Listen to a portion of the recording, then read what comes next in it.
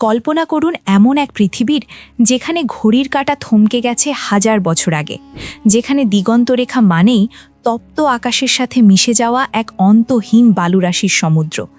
পাকিস্তানের থর কিংবা চলিস্তানের এই ধুধু মরুপ্রান্তর কেবল মানচিত্রের এক টুকরো শুষ্ক ভূখণ্ড নয়, এটি সাহসিকতা, ধৈর্য আর টিকে থাকার এক চরম অগ্নি পরীক্ষার নাম। আজ আমি আপনাদের নিয়ে যাব এমন এক রহস্যময় দুনিয়ায় যেখানে সূর্য দেবতার অগ্নিদৃষ্টি আর হাড় কাঁপানো ধুলোঝড়ের ঝাপটা প্রতিদিন মানুষের অস্তিত্বকে চ্যালেঞ্জ জানায়। এখানে জীবন থমকে নেই, বরং ছুটে চলে এক যাযাবরের মতো। তৈরি হয়ে যান, কারণ এই গল্প আপনার গায়ের লোম খাড়া করে দেবে। চারদিকে মাইলের পর মাইল শুধু ধুধু বালি, কোনো স্থায়ী ঠিকানা নেই কোনো আধুনিক সভ্যতার ছোঁয়া। এই যাযাবরদের সকাল শুরু হয় উটের করুণ ডাক আর তপ্ত বাতাসের শোঁ শোঁ শব্দে। তাদের কাছে পৃথিবী মানেই তাদের কাফেলা। এই মানুষগুলো কোনো জিপিএস বা মানচিত্র মেনে চলে না, তারা চলে প্রকৃতির ইশারায়। যেখানে এক ফোঁটা জল আছে, যেখানে পশু পাখির জন্য সামান্য শুষ্ক ঘাস আছে, সেখানেই বসে তাদের সংসার। এক অদ্ভুত জীবন, যা আমাদের আধুনিক শহরের বিলাসিতা থেকে কয়েক আলোকবর্ষ দূরে। মরুভূমির এই যাযাবরদের সবচেয়ে বড় সম্পদ আর পরম বন্ধু হল তাদের উট। এক একটি উট যেন কেবল মরুভূমির জাহাজ নয়, বরং এক একটি পরিবারের ভাগ্য বিধাতা। উত্তপ্ত বালির ওপর দিয়ে যখন তাদের কাফেলা ধীর লয়ে এগিয়ে চলে, তখন মনে হয় সময় যেন মহাকালের গর্ভে হারিয়ে গেছে। রোদের তীব্রতায় যখন চোখের সামনে মরীচিকা তৈরি হয়, তখনও এই যাযাবররা পথ হারায় না। তারা জানে বাতাসের গন্ধে কিভাবে জলের অস্তিত্ব বুঝতে হয়। তারা জানে আকাশের তারার অবস্থান দেখে নিশুতি রাতের দিক নির্ণয় করতে হয়। তাদের এই জ্ঞান কোনো পাঠ্য বই থেকে আসা নয়, বরং হাজার বছরের বেঁচে থাকার লড়াই থেকে অর্জিত এক উত্তরাধিকার। এখন আমার সামনে আছেন ৬০ বছর বয়সী আব্দুল করিম। এই প্রখর রোদে যখন আমাদের প্রাণ ওষ্ঠাগত, তখন তিনি এই তপ্ত বালুর ওপর বসে পরম নিশ্চিন্তে আটা মাখছেন। করিম সাহেব একজন যাযাবর পশুপালক। প্রজন্মের পর প্রজন্ম ধরে তারা এই মরুময় দেশেই ঘর বেঁধেছেন। খুব সাধারণ এক টুকরো রঙিন কাপড়ের ওপর বসে তিনি রুটি বানানোর প্রস্তুতি নিচ্ছেন। হাত দিয়ে গোল গোল আটার লেচি বানিয়ে নিপুণ দক্ষতায় বেলে ফেলছেন পাতলা রুটি। এরপর তপ্ত বালুর তাপে কিংবা কাঠকয়লার আগুনের শেকে তৈরি হচ্ছে তাদের সারাদিনের একমাত্র আহার। ভাবা যায়, আধুনিক পৃথিবীর কোনো ওভেন বা ইলেকট্রিক কুকার ছাড়াই বছরের পর বছর তারা এভাবেই টিকে আছেন। কিন্তু এই জীবন যতটা রোম্যান্টিক মনে হয়, বাস্তবে তা তার চেয়ে হাজার গুণ বেশি কঠিন। ভাবুন তো, আপনার কাছে হয়তো মাত্র কয়েক লিটার জল আছে, আর আপনাকে পাড়ি দিতে হবে শত শত মাইল। তৃষ্ণায় যখন বুক ফেটে যায়, তখনও তারা হাসি মুখে এগিয়ে চলে। তাদের ঘর হলো ছোট ছোট তাঁবু বা ঝোপ্পা, যা অনায়াসে গুটিয়ে নিয়ে আবার অজানার উদ্দেশ্যে রওনা হওয়া যায়। তাদের নারীরা অদম্য সাহসী।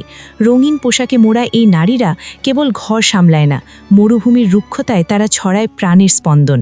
তাদের হাতে সুনিপুণ এমব্রয়ডারি আর মাটির হাঁড়িতে রান্না করা সাধারণ খাবারও এই নির্জনতায় এক পরম উৎসব। মরুভূমির এই জীবনে টিকে থাকার প্রধান শর্ত হলো পানি। কিন্তু এই বালুর রাজ্যে পানি পাওয়া কি চারটিখানি কথা? এখানে এক ফোঁটা পানির দাম রক্তের চেয়েও বেশি। একটি তৃষ্ণার্ত উটের পিঠে বড় চামড়ার থলে বেঁধে যখন পানি ভরা হয়, তখন মনে হয় যেন জীবনকেই থলেতে ভরা হচ্ছে। উটটিও যেন জানে তার উপর কত বড় দায়িত্ব। সে শান্ত হয়ে শুয়ে থাকে যতক্ষণ না তার পিঠের থলে পূর্ণ হয়। এবার শুনুন জরিনা বেগমের কথা। 5 সন্তান নিয়ে তার সংসার। এই রুক্ষ প্রকৃতিতে কাজ করতে করতে তার শরীর হয়তো শুকিয়ে গেছে, কিন্তু মনের জোর একটুও কমেনি। তিনি তার সন্তানদের নিয়ে তপ্ত বালু মারিয়ে মাইলের পর মাইল পথ হাঁটেন শুধু একটু পানির খোঁজে। এই অঞ্চলের মানুষ পানি ঠান্ডা রাখার এক অদ্ভুত কৌশল জানে। রোদের তাপ থেকে বাঁচাতে তারা মাটির অনেক নিচে পানির পাত্র পুঁতে রাখে। সেই শীতল পানি খেয়ে সন্তানদের নিয়ে তিনি আবার ছোটেন ছাগনের খামারের দিকে, যেখানে তারা তাজা দুধ পান করে কিছুটা শক্তি সঞ্চয় করে। এখানে পানি তোলার দৃশ্য কিন্তু বেশ রোমাঞ্চকর। এক বৃদ্ধ চাচা কুয়ো থেকে পানি তুলছেন, আর তাকে সাহায্য করছে এক বিশাল উট। কুয়ার গভীরে দড়ি দিয়ে বাঁধা বালতিটি উপরে টেনে তোলার জন্য উটটিকে সামনের দিকে হাঁটিয়ে নেওয়া হয়। এটি শত বছরের পুরনো এক প্রাচীন পদ্ধতি, যা আজও এই আধুনিক যুগেও টিকে আছে। এখানকার নারী আর কিশোরদের প্রধান কাজই হলো দূর দূরান্ত থেকে মাথায় করে পানি বয়ে আনা। মাইলের পর মাইল পথ হেঁটে যখন তারা ঘরে ফেরে, তখন তাদের চোখের মুখে থাকে এক অদ্ভুত জয়ের তৃপ্তি। মরুভূমির এই ঘরবাড়িগুলোও কিন্তু দেখার মতো। মাটি, কাঠ আর খড় দিয়ে তৈরি এই ঘরগুলোই তাদের একমাত্র আশ্রয়। মোটা মাটির দেওয়াল দিনের তীব্র তাপকে আটকে দেয়, আর রাতের বেলা ভেতরে উষ্ণতা ধরে রাখে। তবে এই জীবনেও আছে বিষাদের ছায়া। একবার এক চাচাকে দেখলাম যার দুটো হাতই নেই। এক ভয়াবহ দুর্ঘটনায় তিনি হাত হারিয়েছেন। নিজের ঘর মেরামত করার ক্ষমতা তার নেই। কিন্তু এখানেই ফুটে ওঠে মানবতার আসল রূপ।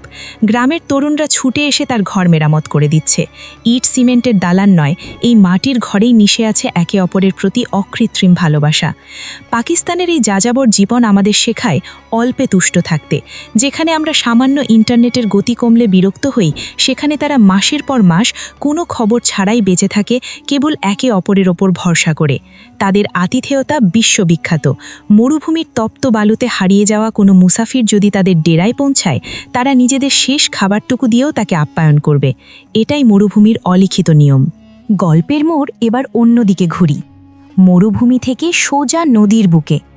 পাকিস্তানের একটি বিশাল অংশ জুড়ে রয়েছে এমন পরিবার যারা সারা জীবন নৌকার ওপরেই কাটায়। তাদের শোয়া, খাওয়া, রান্না সবই এই ভাসমান কাঠের নৌকায়। সকালবেলা নদীর ঢেউয়ের শব্দে তাদের ঘুম ভাঙে। মায়েরা নদীর টলটলে পানি দিয়ে চাল ডাল ধুয়ে উনুনে হাঁড়ি বসান। একদিকে এক হাতে শিশুকে সামলানো আর অন্য হাতে রান্না, এ এক অদ্ভুত দৃশ্য। নদী তাদের ঘর, নদী তাদের জীবন। এই জীবনে বিলাসিতা নেই, কিন্তু আছে অদম্য এক প্রাণশক্তি। পাকিস্তানের গ্রামীণ বিয়ের কথা না বললেই নয়। আমাদের দেশের গ্রামীণ সংস্কৃতির সাথে এর অদ্ভুত মিল রয়েছে। নববধূকে যত্ন করে সাজানো হয় কাজল আর মেহেদিতে। লাল সোনালি পোশাকের সেই আভিজাত্য যেন কোনো রাজকুমারীকেও হার মানায়। বরপক্ষ যখন ঢাকঢোল পিটিয়ে আসে, তখন সারা গ্রামে উৎসবের আমেজ ছড়িয়ে পড়ে। পোলাও, মাংস আর মিষ্টির সুগন্ধে ম ম করে চারপাশ। সীমিত সাধ্যের মাঝেও মানুষের এই আনন্দ দেখে আপনার মন ভরে যাবে। এবার আসা যাক মরুভূমির শিক্ষার গল্পে। আপনি কি কখনো মোবাইল স্কুল বা ভ্রাম্যমাণ বিদ্যালয়ের কথা শুনেছেন, যেখানে কোনো বড় দালান নেই, নেই কোনো ফ্যান বা এসি? মাটির ওপর বসে শিশুরা বই পড়ছে, তাদের ব্যাগে ভরা ভবিষ্যতের হাজারো স্বপ্ন। একজন শিক্ষক নিয়ম করে এসে তাদের জীবনের পাঠ দিয়ে যান। এই প্রতিকূল পরিবেশেও শিশুরা যে শিক্ষার আলো পাচ্ছে, তা সত্যি এক বড় প্রাপ্তি। এখানকার নারীরা খুব লাজুক, তবে কাজে তারা কারোর চেয়ে কম নন। সকাল হতেই তারা গরু দোয়ানো আর ঐতিহ্যবাহী পদ্ধতিতে মাখন তৈরির কাজে লেগে পড়েন। কাঠের মথনদণ্ড দিয়ে যখন তারা দুধ মন্থন করেন, তখন সেই খাঁটি মাখনের গন্ধ আপনাকে মুগ্ধ করবেই। আর রান্নার পদ্ধতি, সে তো আরও বিস্ময়কর। মাছ রান্না করার জন্য তারা কলার পাতা ব্যবহার করে। কলার পাতায় মাছ মুড়িয়ে উত্তপ্ত বালু বা আগুনের তাপে পুড়িয়ে যে খাবার তৈরি হয়, তার স্বাদ অতুলনীয়। প্রকৃতির সাথে মিশে থেকে প্রকৃতিকেই ব্যবহার করে তারা গড়ে তুলেছে এক স্বয়ংসম্পূর্ণ জীবন। মরুভূমিতে রাত নামে এক অদ্ভুত নিস্তব্ধতা আর হিমশীতল পরশ নিয়ে। দিনের সেই আগ্নেয়গিরি যেন নিমেষেই বরফে পরিণত হয়।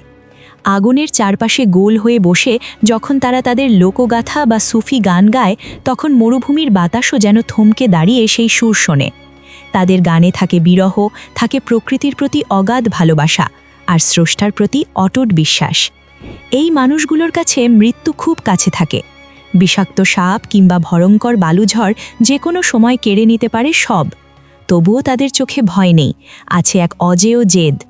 এই যাযাবর জীবন আসলে এক অনন্ত যাত্রা। আজ এখানে তো কাল অন্য কোথাও।